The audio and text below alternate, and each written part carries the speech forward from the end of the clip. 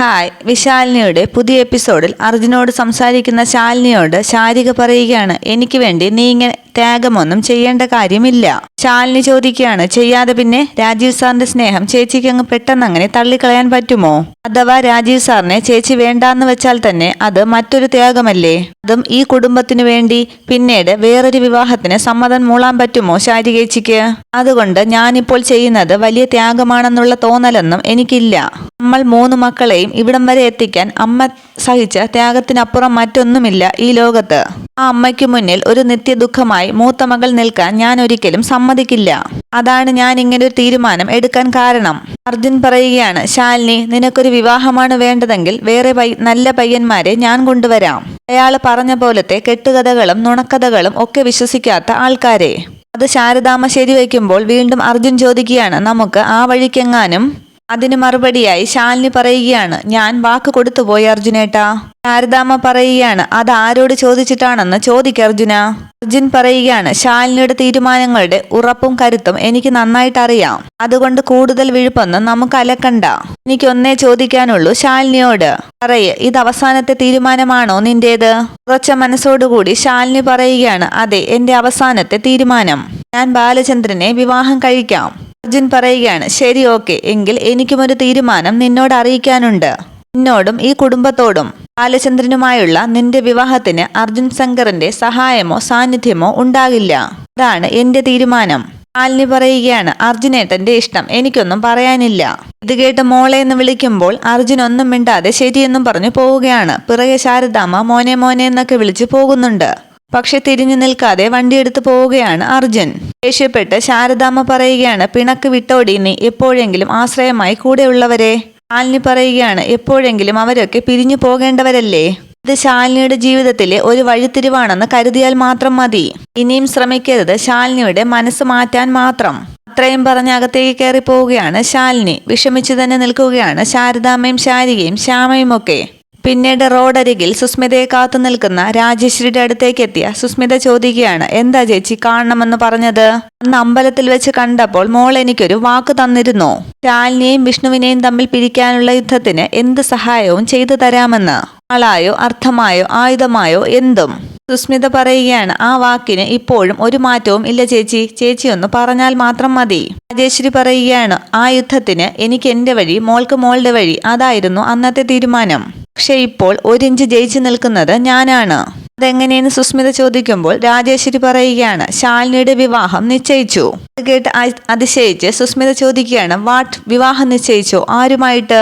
രാജേശ്വരി പറയുകയാണ്, ലോകത്താരും പ്രതീക്ഷിക്കാത്ത ഒരാളാണ് വരൻ, എന്റെ അനിയൻ ബാലചന്ദ്രൻ. അത് കേട്ട് സുസ്മിത പറയുകയാണ്, oh my God, it is impossible. ചേച്ചി, എനിക്ക് മനസ്സിലാകാത്തത് ശാരദയുടെയും മക്കളുടെയും നാശമാണ് ചേച്ചിയുടെ ലക്ഷ്യമെന്നൊക്കെ പറഞ്ഞിട്ട് ചേച്ചിയുടെ അനിയൻ തന്നെയാണ് ശാലിനിയെ കല്യാണം കഴിക്കുന്നത്. എങ്ങനെയാണ്?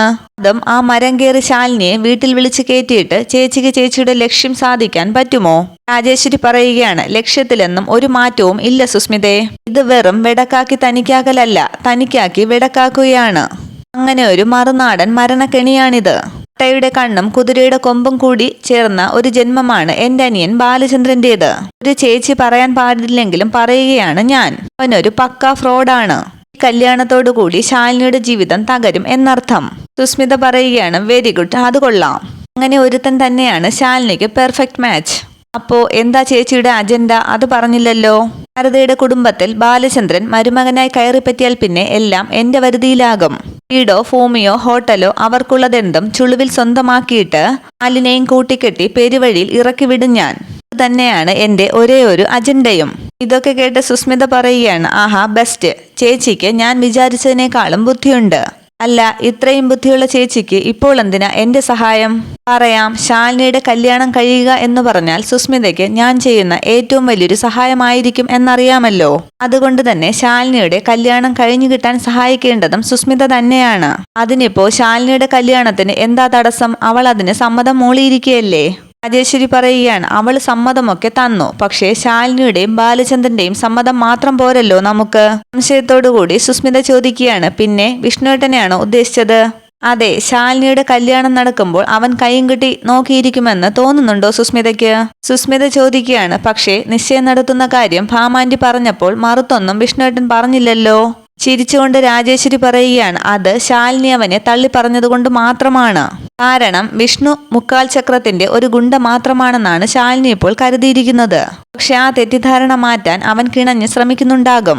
നാളെ അവർക്കിടയിലുള്ള തെറ്റിദ്ധാരണ നീങ്ങുകയും വിഷ്ണുവിന് തന്നോടുള്ള ഇഷ്ടം ശാലിനി മനസ്സിലാക്കുകയും ചെയ്താൽ നമ്മളെ കെട്ടിയ മനക്കോട്ടയൊക്കെ പൊട്ടി തകർന്നു വീഴും എന്നുള്ളത് ഉറപ്പാണ്. അത് ശരിവെച്ച് സുസ്മിത പറയുകയാണ്, അതെ കറക്റ്റാണ്. അതിനിപ്പോൾ എന്തു ചെയ്യണമെന്നാണ് ചേച്ചി പറഞ്ഞു വരുന്നത്? പലിശപ്പിരിവിനും വണ്ടിപിടുത്തത്തിനും ഒക്കെയായി വിഷ്ണുവിനൊരു ഗുണ്ടാപ്പട ഉള്ള കാര്യം സുസ്മിതയ്ക്ക് അറിയാമല്ലോ. അവര് കല്യാണം മുടക്കാനായിട്ട് ശ്രമിച്ചാൽ എന്റെയോ ഗോപാലേട്ടന്റെയോ കയ്യിലത് നിൽക്കില്ല. ബാലചന്ദ്രനാണെങ്കിൽ ഒരു പടക്കം പൊട്ടുന്ന ശബ്ദം കേട്ടാൽ മതി ഓടാൻ. അതുകൊണ്ടെന്ന് രാജേശ്വരി പറയുമ്പോൾ സുസ്മിത പറയുകയാണ്, അതുകൊണ്ടൊരു റിസ്ക് ഉണ്ടെന്ന് മനസ്സിലായി. പക്ഷേ വിഷ്ണുവേട്ടനെ തടയാൻ സഹായം തേടേണ്ടത് എൻ്റെ അടുത്തല്ല ചേച്ചി. സത്യഭാമ ഒരാൾ വിചാരിച്ചാൽ മാത്രമേ ചേച്ചി ഉദ്ദേശിച്ചത് നടക്കൂ. രാജേശ്വരി ചോദിക്കുകയാണ്, പക്ഷേ വിഷ്ണുവും ശാലിനിയും തമ്മിലുള്ള അടുപ്പം പറഞ്ഞ് ഇനിയും ഞാൻ അങ്ങോട്ട് ചെന്നാൽ? സുസ്മിത പറയുകയാണ്, ഓ ഇനി അതിൻ്റെ ആവശ്യമൊന്നുമില്ല. ഞാനും വിഷ്ണുവേട്ടനും തമ്മിലുള്ള കല്യാണം പോലെ അവളും ബാലചന്ദ്രനുമായിട്ടുള്ള വിവാഹം അങ്ങ് നടന്നോളും. ിലേക്കും മുള്ളിനും കേടുവരില്ല എന്ന് ഉറപ്പ്. അതുകൊണ്ട് ബാലചന്ദ്രന്റെയും ശാലിനിയുടെയും കല്യാണം മുടക്കാൻ ശ്രമിക്കുന്ന തെമ്മാടികളിൽ നിന്നും ഒരു സംരക്ഷണം വേണമെന്ന് പറഞ്ഞ് ചേച്ചി ചെല്ലണം.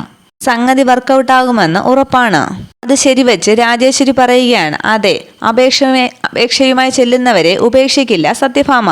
അത് കറക്റ്റ്. അപ്പോൾ ഈ വിവാഹം നടക്കാൻ വേണ്ടി ഭാമ ആന്റി ആ ചുമതല ആരെയാവും ഏൽപ്പിക്കുക എന്നറിയാമോ രാജേശ്വരി ചേച്ചിക്ക്? സന്തോഷിച്ച് രാജേശ്വരി പറയുകയാണ്, വിഷ്ണുവിനെ തന്നെ. സുസ്മിത പറയുകയാണ്, ദാറ്റ് ഈസ് ദ പോയിന്റ്. അത് തന്നെയാണ് എനിക്കും വേണ്ടത്. അതോടുകൂടി വിഷ്ണുവേട്ടന്റെയും കൂട്ടുകാരുടെയും കൈയും കാലും കെട്ടപ്പെടും.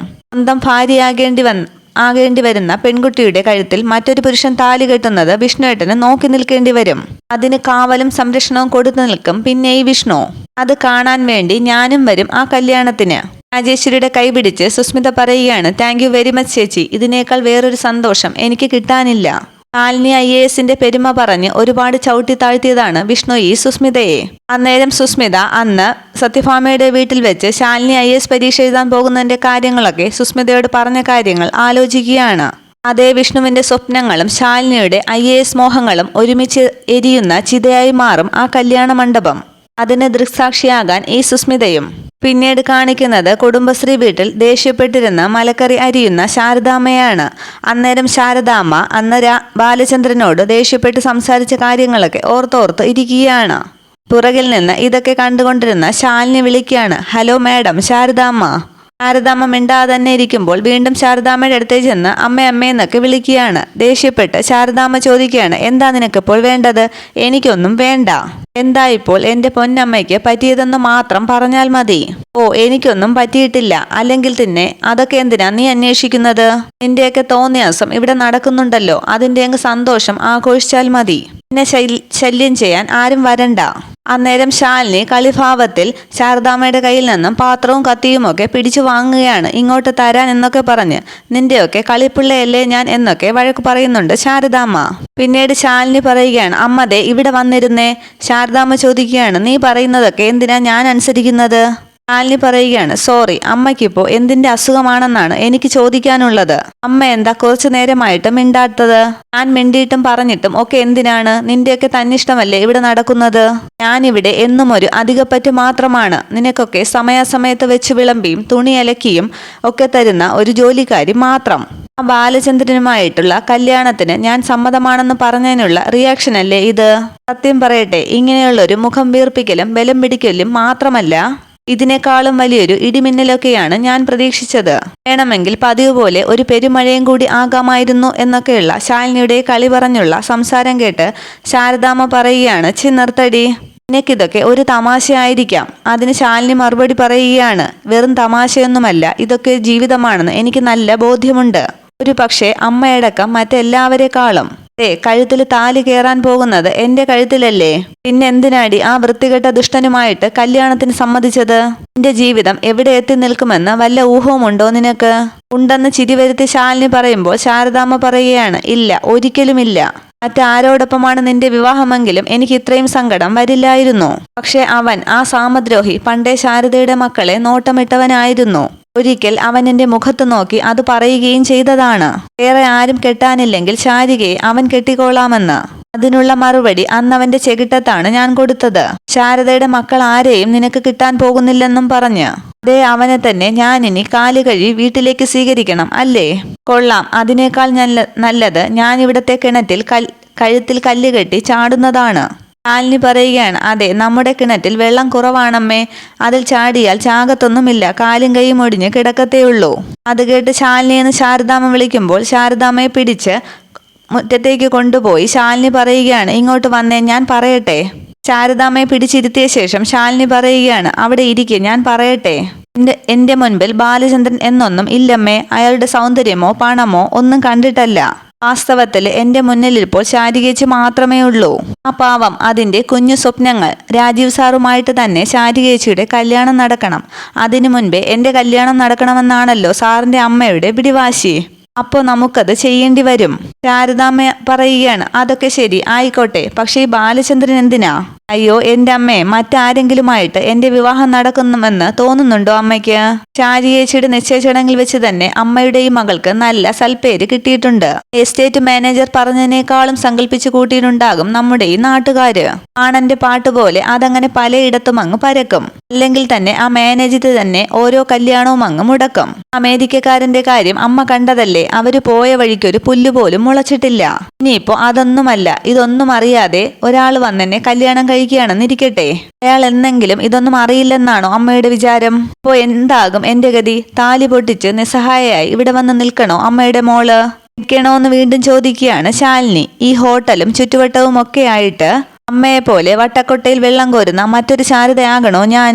മോളേന്ന് ദയനീയമായി ശാരദാമ്മ വിളിക്കുമ്പോൾ ശാലിനി പറയുകയാണ്, അതുകൊണ്ടാണ് അമ്മയുടെ മോള് ഇങ്ങനെയൊരു തീരുമാനം എടുത്തത്. ബാലചന്ദ്രൻ എങ്കിൽ ബാലചന്ദ്രൻ ആയാലും ശാലിനിക്കിപ്പോൾ സ്വീകാര്യമാണ്.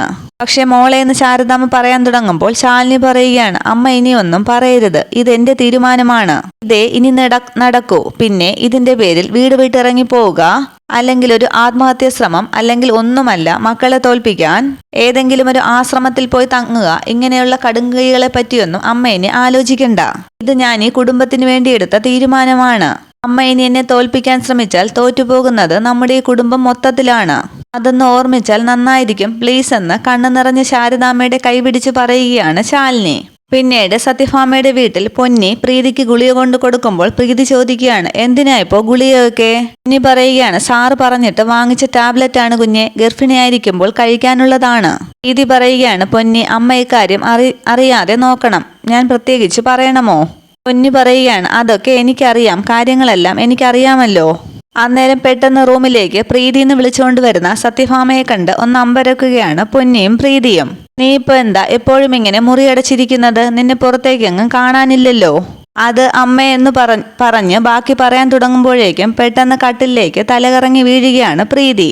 ഇത് കണ്ട് പേടിച്ച്, പ്രീതി മോളെ എന്തു പറ്റി നിനക്ക് എന്നൊക്കെ പറഞ്ഞ് പ്രീതിയെ തട്ടി വിളിക്കുകയാണ് സത്യഭാമ. താഴെ ഇതൊക്കെ ശ്രദ്ധിക്കുകയാണ് രാഘവൻ നായർ. ഇത്രയുമാണ് നാളത്തെ എപ്പിസോഡ് വിശേഷങ്ങൾ. Okay, thank you.